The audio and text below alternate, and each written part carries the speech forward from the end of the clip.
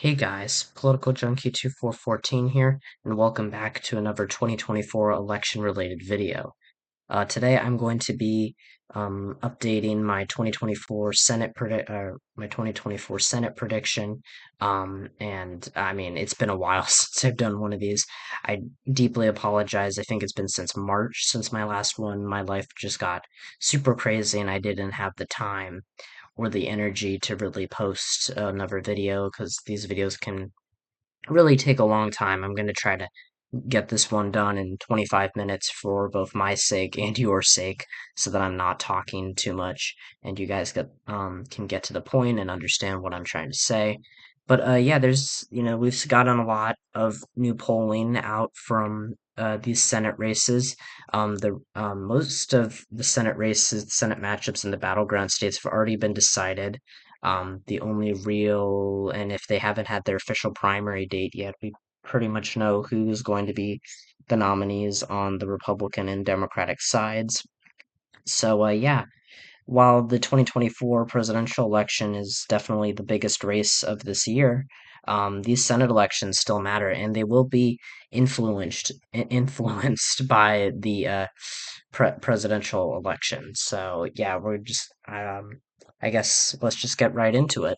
So, we're going to start with filling out these safe Democratic states. I don't know why I'm stuttering so much. Most of the, usual suspects, and this does include Minnesota, which has gotten closer in polling recently. A lot of these polls from The Hill and Emerson have shown Amy Klobuchar just leading by like 10 to 11 points. I don't necessarily believe that.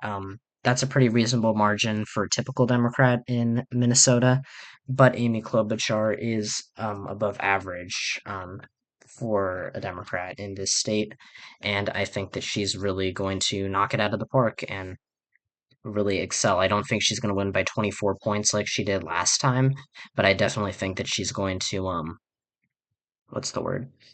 She's going to win this race easily.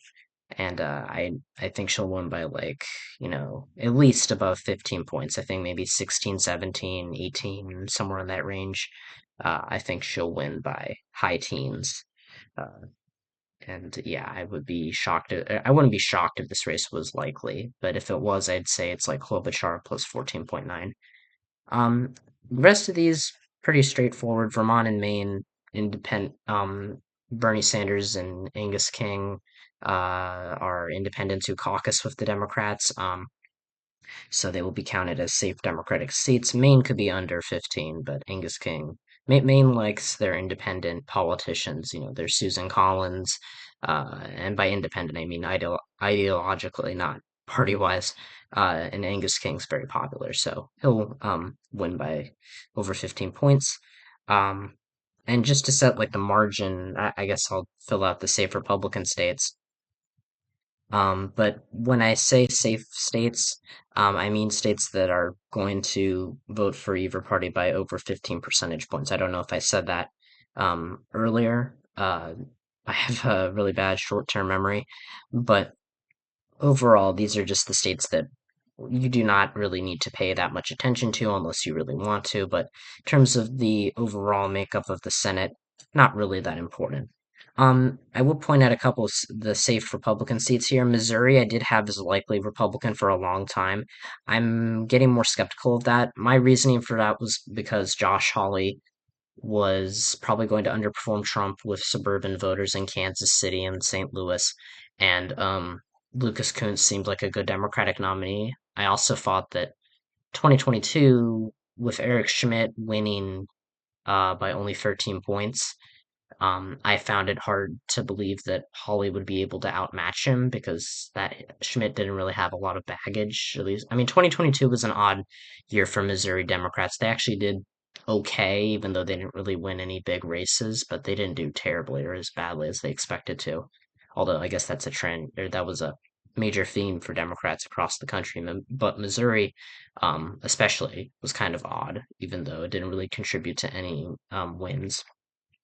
But there's this new poll out from Emerson, which shows Josh Holloway only winning by 9 points. I want to see more data. I think it just it looks weird. I feel like the fact that Josh Hawley, if he does win by less than 15%, it'll be like 14.5% or something.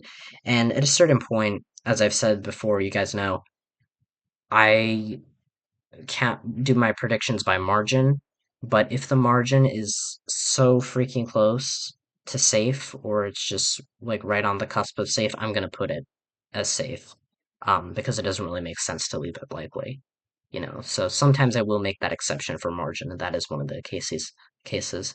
Um, West Virginia, Joe Manchin is retiring. He actually became an independent, I think, last since we talked. He still caucuses with the Democrats, which has led to speculation that he might mount a last minute run against Jim Justice. But Manchin did endorse the Democratic Senate nominee in West Virginia. I think his name's Glenn Elliott. He's the mayor of some town in the state. He's not going to win against Justice, and Manchin would just split the Democratic vote, really. Um, he'd take away a lot of votes from Elliott. He might make it a likely race against Justice, but either way, West Virginia, this long-time Democratic held seat, is going to finally be in Republicans' hands. Um, so that leaves us with 13 remaining states. Some of these are going to be the states that we really want to watch out for, the ones that are super important. But some of these are just not quite safe, but aren't really competitive. And these are what we would call likely states. They're decided their margins, or the parties will win these likely states by between 5 and 15 points. So it's a big gap. Some of these you can consider maybe being lean or tilt, which are the more competitive categories. Some of these you would chalk up to being safe. Um, or you might. I shouldn't say you would. You might. So for the Republicans, I'm going to give them Florida right now. Rick Scott is not the best incumbent senator. He's not the best candidate in Florida, but he's always won his races. There's been a lot more polling coming out of Florida recently. Um, and Scott has been surprisingly kind of underperforming the polls. But again, Florida polls almost always overestimate Democrats, especially in 2022 and after 2022. Um, I mean, that just really showed just how far gone Florida is for Democrats. I mean, they need a miracle to win this race. Um, I think that this is really one of their only pickup opportunities this cycle on the Senate front. The other being Texas, which we'll talk about in just a second. And I mean, Rick Scott. I think Debbie Mercalzo-Powell is a decent candidate for the Democrats. But Florida just really has shifted to the right in recent years due to the Hispanic vote move the Hispanic vote really moving against the Democrats, and just an influx of Republican leaning and conservative leaning voters coming into the state of Florida has made the state caused Florida to transition out of its swing state status that it held for, um, the better part of this century, or for the better part of 2 decades. But, ever since 2020, 2022, I mean, 2016 was the start with Trump winning, but then Bill Nelson lost in 2018 to Rick Scott, and now here we are in a position where Florida is much redder than it was just a decade ago. That being said, I don't think it's going to vote for Rick Scott by 19 points like it did for Ron DeSantis, so we're going to leave it in the likely Republican column. I think that these polls are not unreasonable. I think the Florida Atlantic University, I would be shocked if Scott only wins by two. But I think 7 or 8 points. These two polls from CBS and Emerson much more likely, in my opinion. I think Scott will underperform Trump just by a tad. New Mexico, I had this as safe Democratic for a while. I'm moving it. Actually, I think it was a likely blue state in my last prediction. But either way, I know I did recently move it out of the safe Democratic column. We finally got the matchup here: Martin Heinrich versus what's her name, Nella Domenici. She's the former Senator Pete Domenici's daughter. And Heinrich's a pretty good incumbent, but Democrats in New Mexico, while they don't really have to worry about the state a lot, they almost always win it by less than 15 points. Now, Heinrich did win by over 20 points in 2018, but there was also a third party candidate on the ballot, which definitely split some conservatives from or to dragged he dragged or drew support from the Republican nominee who might have got within 15 points of Heinrich if if the Libertarian candidate, the third party candidate, wasn't on the ballot. But it's more complicated than just that's a very broad assessment of the race. But because some libertarian candidates can also pull liberal voters as well. But overall, New Mexico's a blue state. I expect it to vote for Biden comfortably, and I expect Heinrich to win by even more. So call it an 11, 12 point win for the incumbent senator. Then we're going to go to Virginia. Virginia just held their primaries. Tim Kaine is up for re-election. Um, he's a pretty good incumbent, won by 18 or 16 points in 2018. He's got his opponent. He knows his opponent now, Hung Cao, who ran against Jennifer Wexton for U.S. House in 2022. He's a decent candidate, but nothing really that special. He did overperform in Wexton's seat, but again, Tim Kaine usually outruns other Democrats down ballot. I expect him to outrun Biden. Biden's margin of victory in the state at the top of the ticket. So I think Virginia call it a 12 to 13 point win for Kaine. Then we go to New Jersey. New Jersey is very interesting because Bob Menendez is running for Senate again, even though his criminal trial has not wrapped up yet.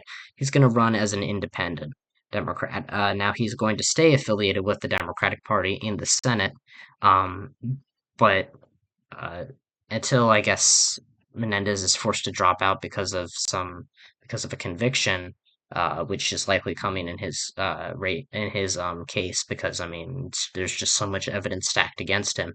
Um, he might not even make it to the November ballot, but either way, he is making a third party run. Andy Kim is the Democratic nominee to no one's surprise because Tammy Murphy dropped out and it basically became his race at that point, and Republicans actually nominated um, a more centrist Republican to take on Kim rather than the Trump endorsed candidate.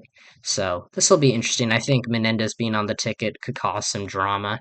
I don't think he's going to cost Democrats this race, but I think that New Jersey is was a Biden plus 15 to 16 point state. I could see Kim winning by maybe 11, 12 points, kind of like Menendez did in 2018, but for different reasons because there's a liberal third party candidate who's going to get maybe, Menendez will probably get like 5 to 6% of the vote, something along those lines.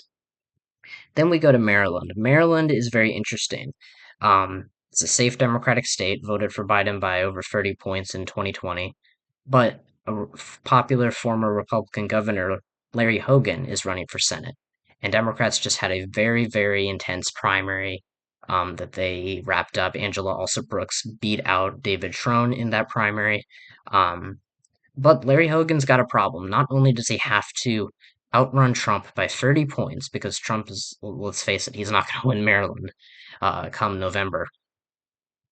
He's got to do that, but he's also got to hold on to Trump's base. Now, Larry Hogan, at the time of Donald Trump's criminal conviction, tell Americans to respect the verdict that was handed down before Trump's was even declared guilty by the jury. Now, the Republican National Committee did not really like this, and Trump did not like it. And the RNC chair, Laura Trump, said that Larry Hogan had just ended his campaign, or I don't know if that was Laura Trump or that was Chris LaCivita, who's like one of Trump's advisors. It doesn't matter.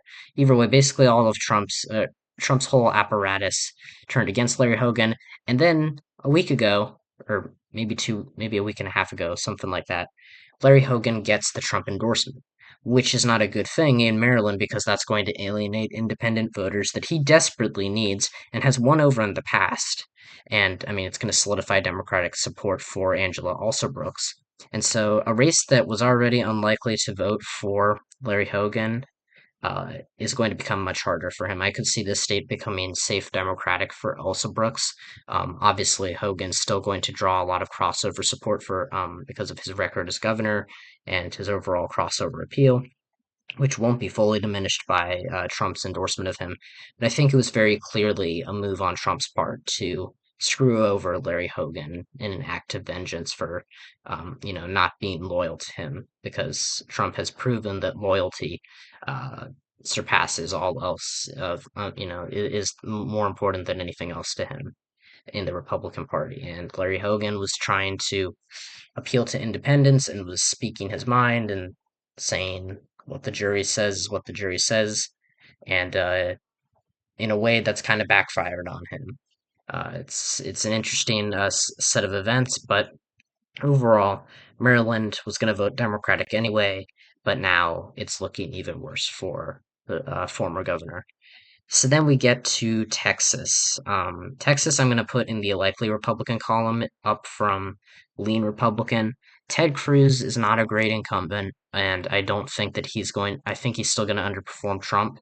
But Colin Allred's campaign just really hasn't kicked into full gear.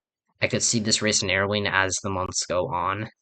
And I think these polls are overestimating Cruz. But Texas, while it is left trending, it's still got a long way to go. Democrats are having trouble with Hispanic voters in the Rio Grande Valley, and they're shifting the suburbs left, but not left enough to really make a significant difference as of right now. Texas is going to take um, I think, a lot longer than Arizona or Georgia, similar former solid red states that have since flipped to Democrats. I think Texas is going to take longer than both of those states to flip because Republicans are now actively understand. I think most Republicans actively understand that Texas is, a similar state, and they see what happened in Arizona and Georgia, and they're trying to prevent that. And Texas is even bigger, and that would, we can get into how Texas flipping blue would basically change the entire electoral map and really diminish Republicans' chances of winning national elections. But that's a story for another day. So you can see now with the likely states. Actually, we're not done with the likely states, but Republicans are already at 50 seats, and if they win the presidency, obviously there would be a Republican vice president who would break the tie, so it'd already be over for Democrats. But we still have a couple more likely states to fill out. Pennsylvania and Wisconsin for the Democrats are will be likely Democrat. Um, Pennsylvania, Bob Casey Jr. is a very popular incumbent. David McCormick is the former 2022 Republican candidate for U.S. Senate. He lost the primary to Dr. Oz. This time he came back, didn't face any primary opposition. And while he is a better candidate than Oz, he still has a lot of the same problems. He lives in Connecticut, although he did grow up in Pennsylvania, or at least was born there. Um, I did some research, but McCormick just really does not have. He seemed to be really overhyped from 2022 because Dr. Oz was just doing so awfully, or was performing so abysmally against John Fetterman. Dave McCormick got a lot of praise, and people were wondering, well, what if, he had been the nominee? Could he have beaten John Fetterman? Now, of course, that's a hypothetical question, but I think he got really overhyped going into this race, and now he's the nominee. And Bob Casey's got has won free elections by massive margins. He's going to overperform Biden by a whole ton and could carry Biden to victory, quite frankly, if he wins by 7 to 8 points. Um, and I do think that Biden will win Pennsylvania as of today and win the election overall. Um, but for Bob Casey, I'd say he's in a pretty good position. Republicans have made this race competitive, and I do believe it's going to stay competitive. But it's a race for Democrats to watch. But overall, not as hyper competitive as Pennsylvania typically is in a national election, and that's because Bob Casey is truly an electoral juggernaut. Now, speaking of electoral juggernauts, Tammy Baldwin has won two races by very impressive margins in Wisconsin. I'm skeptical of saying that she'll win by another likely margin. I do think right now she will. Um, I think Trump is going to win Wisconsin as of right now, and that ticket split of, Baldwin winning by around 5 points as I project, and Trump winning the state by like a point would be a lot in this, or would be kind of a stretch in this polarized electoral environment. But Baldwin really has an ability to reach out to independent voters, as proven by her win in 2012 against former Governor Tommy Thompson, and then in 2018 by against Leah Vukmir, who was not a really good candidate for the GOP. And now she's going up against Eric Hovde, or Hovde, I'm not exactly sure how you say it, how you pronounce it, but he's a former hedge fund manager or something like that. He's a rich businessman from California. He's got a similar problem to David McCormick, where he's a carpetbagger, and he hasn't been running the best campaign. And Baldwin has the money, has the incumbency going for her, and so I would be pretty surprised if she lost this race. I could see it being lean Democratic easily, but for right now, I think I'm comfortable saying it's likely a blue state. So then we get down to these five states: Michigan, Ohio, Montana, Arizona, and Nevada. All of these states have incumbent Democrats right now. Well, I guess Arizona does have Kirsten Sinema, who's an independent and retiring, but she caucuses with the Democrats. And Montana and Ohio voted for Donald Trump in 2020 pretty comfortably, but they both have Democratic incumbents, John Tester in Montana, Sherrod Brown in Ohio. And they're going to be fighting to hang on to their races. If Democrats lose just one more seat again, if they are able to hold on to the presidency, they have the room to lose West Virginia and still hold the Senate, but that means they'd have to sweep the rest of these races. And so we're going to talk about it and see just what happens on the Senate map. So I'm going to start with Michigan. Michigan's another open is one of a couple open races this cycle, one of the only competitive ones, along with Arizona. Um, the incumbent Democrat Debbie Stabenow is retiring, and she has held the seat for about 24 years. Um, Democrats are likely to nominate Elisa Slotkin, who's a congresswoman from Lansing, who's won in a swing district before. And Republicans have pretty much united around Mike Rogers, who is a former congressman himself. He was the former chair of the House Intelligence Committee. Pretty good candidate, one of the better GOP recruits this cycle.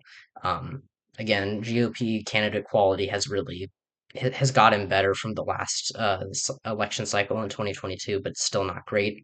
I would say Mike Rogers was a pretty good recruit for Republicans, along with Larry Hogan in Maryland. Although, again, as I said, there's only so much you can do in such a blue state as Maryland to win that state. But for Michigan, this is a state where Republicans, their party apparatus has really struggled in recent years. Their state party has gone bankrupt. They've gone through several chairs or state party chairs, and they've been losing election after election. And so, while I think it's still a perennial swing state, I would be pretty confident in saying that Elisa Slotkin wins by 2 to 3 points right now. It's going to be a very close race. I think this one's kind of this is one of the more sleepier Senate races of the cycle. It hasn't really gotten a lot of attention as you would think it does, especially as the presidential race in Michigan has gotten a lot of attention for it being a battleground state. But I'm sure that the amount of attention of time and money and attention will be poured into this race as the summer months go on and we get into the fall. And whoops, I did not mean to make Indiana about a toss up on the map. Uh, so yeah, I think Slotkin, pretty good candidate, beatable, but I think that she's proven herself a formidable candidate, a formidable nominee for the Democrats in the House elections, and has is a prolific fundraiser. Mike Rogers, again, another. I think he actually represented Slotkin's current seat. So they're both from the same district, really. And Rogers, has a very good background. He has the Trump endorsement, which is good for the primary. For the general election, that's a different story. I don't think that would really do him much help, but I don't think he's a toxic candidate. I think that um, he could perform better than Trump. He could perform worse. I'm not exactly sure what to think of whether Democrats or Republicans will overperform the president, if Democrats will overperform in the Senate race compared to the presidential race this year, but it'll be interesting to see. I'm rambling, so let's get on with it. Ohio is another interesting state, as I said. Sherrod Brown, one of two incumbent Democrats running for re-election this cycle, to be in a state that Donald Trump won in both 2016 and 2020. He's going up against Bernie Moreno, who won he was the Trump-backed candidate in the primary and won against Matt Dolan and Frank LaRose. Um, by a pretty good margin. But it was a bruising primary, and Moreno's coming out of it, not looking too hot and not doing too hot in the most recent set of polls. Let me see if we can find Ohio polls. So if you look at the presidential average, you can see that Trump is leading Biden by 10 points, which is pretty reasonable amount to a pretty reasonable average, I would say, for these polls. I think Ohio polls since 2020, when they really overestimated Biden, they've gotten a lot better. They were a lot better in 2022 and actually underestimated Tim Ryan. And I think I would not be surprised if Trump wins Ohio by 10 points. I think that's pretty reasonable. But you look at the same polls, alongside those polls, we are seeing Sherrod Brown with these, low single digit advantages consistently. He's up by 5 points, according to the RCP average. And I don't think that he's going to win by 5 points. I would be shocked if he did. That would be a phenomenal result for Democrats, and that could mean Biden could be within potentially, 7 points of winning the state. But I think that he will win by maybe a point, maybe a little bit less. I think Ohio is a lot better of a state than it was just a decade ago. Donald Trump really has um, helped Republicans gain ground in this state, and Sherrod Brown seems to be the candidate seems to be the Democrat that's really really the last piece of the puzzle for the GOP to assert full control of all Ohio statewide offices. And I think Brown, he's an experienced candidate. He's a populist. He appeals to the Ohio working class voters. He's perfect for that Rust Belt region. And he bucks his party sometimes. He's not as much of a, centrist as, say, John Tester, but he's still very much you know, an independent Democrat, if you will. And so I think that he's doing a lot. He knows how to run a campaign, he knows how to win.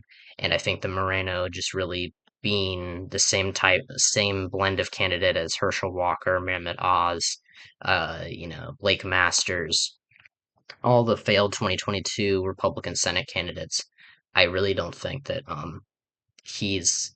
I think that he's in a very dire spot right now. He could win just based on partisanship, but Republicans did not make the right choice in the primary, and I think that that's going to cost them if the election were held today. Going to Arizona. Arizona, this is, as I said, an open race because Sinema's retiring, so there's no promise of a freeway race. It's Kerry Lake versus Ruben Gallego, and Kerry Lake has really been trying to moderate, really trying to move to the center after going full MAGA in her 2022 gubernatorial campaign. And I think when she lost that, she realized, I have to moderate, I have to become, appeal to independent voters. She kind of realized her mistakes. But the problem is that you know, she was so out there with some of the stuff that she said that it's harder for her to now backtrack on that. And she's still making mistakes. She's still saying things like, at a Trump rally, like, you might have to bring a Glock because half this country is going to be after you or something like that. But she's using divisive language, dangerous language to rally up her base, and that's not going to help her with independent voters in Arizona, a state where Trump and the MAGA movement has really, really eroded Republican support. You know, back in the old days of John McCain and Mitt Romney, Arizona was a very Republican state. Um, it was still, I mean, it wasn't a very Republican state. It wasn't like it was during the Reagan years, but it was still Republican leaning. And now Democrats are cutting into Republicans' hold on statewide office. And the abortion issue is especially going to be toxic for Republicans. The Arizona Supreme Court, of course, striking down upholding the 1863 ban was not good politics for Republicans. I mean, it's not politics, I know. The courts are separate from, they're supposed to be separate from the political region. But let's be real, all courts are, there's a lot of politicization going on, Jesus Christ. Um, and so Arizona, Arizona is looking pretty good for Ruben Gallego right now. Yes, he's got a pretty far left record, but he seems to be doing the right things to moderate and seems to be doing it effectively, unlike Carrie Lake, who seems to be, uh, tripping over, tripping over herself or all over herself in an attempt to really redefine herself. But Gallego, has taken the steps to moderate and to engage with the independent voters, the McCain voters, the people who didn't really who are traditional Republicans but didn't really like Trump, and it seems to be winning him this race. So I'd say he's favored by 4 to 5 points, maybe not that much, maybe 3 to 4 points just to be safe. So then we get down to Nevada and Montana. Um, Nevada, we just had the primaries here. Jackie Rosen won the nomination for the Democrats, unsurprisingly, and Sam Brown got a last-minute endorsement from Donald Trump, which lifted him over, put him over the finish line. Well, I mean, I think he would have won anyway, but uh, that definitely did help in his final. That definitely gave him a last-minute boost, and he won with almost 60% of the vote, I believe, in the primary, if not 60%. Um, and so Nevada is a state where Republicans have really struggled to win. They, routinely come close, but they have a hard time getting over that hump or getting over the hump and really um, defeating the Democrats here. Now, Nevada has shown signs of shifting rightward, especially with the Las Vegas area and Clark counties. Some of the working class voters here becoming more hospitable to Republicans, but the polls almost always estimate Republicans in this state. Now, in Nevada, in the Senate race this time around, it doesn't seem to be doing that. It seems that Jackie Rosen's actually performing very well in polling, and I don't think that she's going to win by 6 points because Nevada is a very polarized state. I think a 2-point victory for her is a lot more likely. But you see what validates the Jackie Rosen lead is the fact that even these polls that show Trump beating Biden in the state, which again is debatable. I personally don't think that Trump is going to beat Biden in Nevada just because of the history of Nevada polls. The polls really don't make sense right now, just in my opinion, because they're showing Senate Democrats winning, but Trump also winning, and those two things really don't converge when you think about the most likely outcomes. I mean, obviously, the most likely outcomes are based on each of our interpretations, but these really don't make much sense in the grand scheme of things. So, but even these polls, which are showing Trump leads, if we were to believe the polls, also show that Jackie Rosen is leading. Now, I don't think there's going to be this big of a ticket split. I could see Jackie Rosen winning, and Joe in her Senate race, but Joe Biden losing in to Donald Trump in the presidential race in the state of Nevada. But again, we'll have to wait and see. I think right now we're looking at a Rosen +2 victory. Brown is a decent candidate, one of the better GOP recruits this cycle, better than Adam Laxalt. Brown's got an interesting story to tell. He's, a former veteran. Who suffered a traumatic injury, and I think he's got potential in this race. But I think Nevada's just Republicans really haven't really cracked the code in Nevada right now. So then we get down to the final state, Montana. And wow, this video is not much shorter than before, but the faster I do it, the faster you guys can go do other stuff. I'll try not to take up too much of your time. But Jon Tester, again, is a very good incumbent. Has won free races before, just like Sherrod Brown, just like Bob Casey. A lot of these, Democrats in these battleground states are from the 2006, or were elected first in the 2006 Senate cycle. Tester's going up against Tim Sheehy, who won the GOP primary in Montana easily after Matt Rosendale dropped out. And Tester, I think, he's facing a similar issue as Brown is. He's got to make up from Donald Trump winning the state. Likely in Montana, it's going to be like 15, 16 points. It could be even up to 20, depending on how much or what's the fluctuation from 2020. We could see Trump win the state by 20 points or win it by 12, depending on which way the pendulum swings. But either way, um, Montana is going to be it's going to be a tough lift for Tester to hold on. Now it is a smaller state, which means the amount of raw votes that he will have to the amount of raw like votes, and when I say raw votes, I mean like actual numbers, not the percentages, but the actual vote totals. Um, Ohio's a bigger state, so obviously Sherrod Brown's going to have to get a lot more crossover support in terms of just raw numbers. Montana than John Tester will in Montana, but overall, I think that Sheehy, despite being not the best candidate and having some, scandals or some controversy around him, and not really being super in touch with Montana voters like Tester has portrayed himself to be. I'll let you be the judge of that. I'm trying to be as apolitical as I can here, talking about politics. I know, crazy.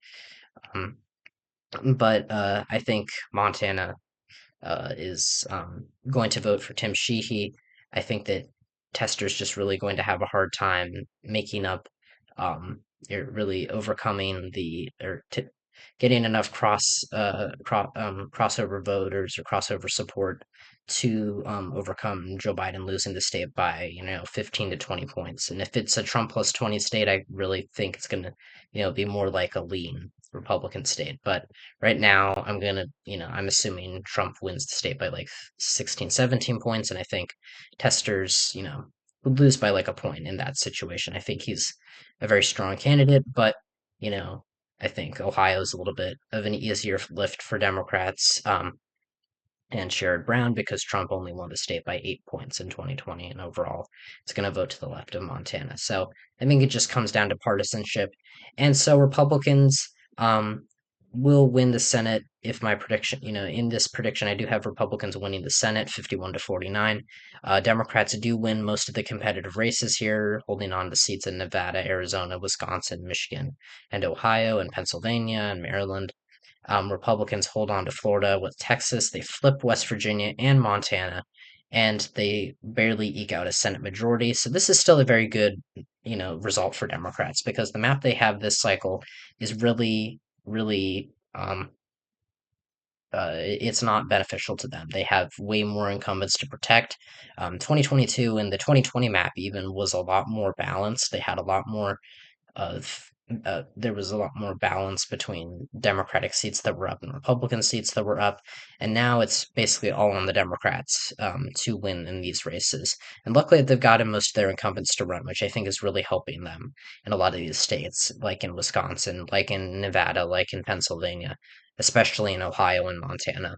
But it's still a presidential year. There's still going to be that polarizing or that factor of polarization, and I think that that's really going to doom, that's really going to be what the pitfalls are.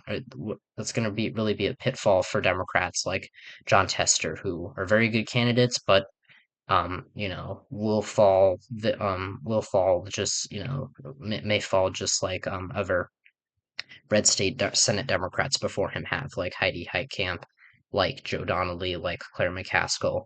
And so I think that that's really the theme of this Senate cycle. Another batch of red state Democrats fighting for their lives, and we're gonna have to see if they can win it. But right now, I think some do and some don't. And overall, Republicans will benefit from just two pickups and win the Senate if my prediction comes true. So, after all that rambling, thank you guys so much for watching.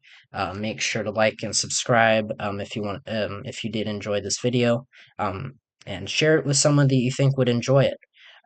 Also, be sure to check out some of my other content covering the presidential race, covering the House elections. I'm going to make an updated House election prediction here soon because we're in dire need of that. It's been like 6 months since I've done that, and a lot of my opinions have changed. A lot has changed. Um, and so, yeah, thank you guys so much for watching this video. Sorry that it was super long, but I tried my best. I think I was more attentive here than I am in a lot of my videos. I had more energy today. So yeah, thanks for watching, and I'll see you guys next time when I talk about all things politics. See ya.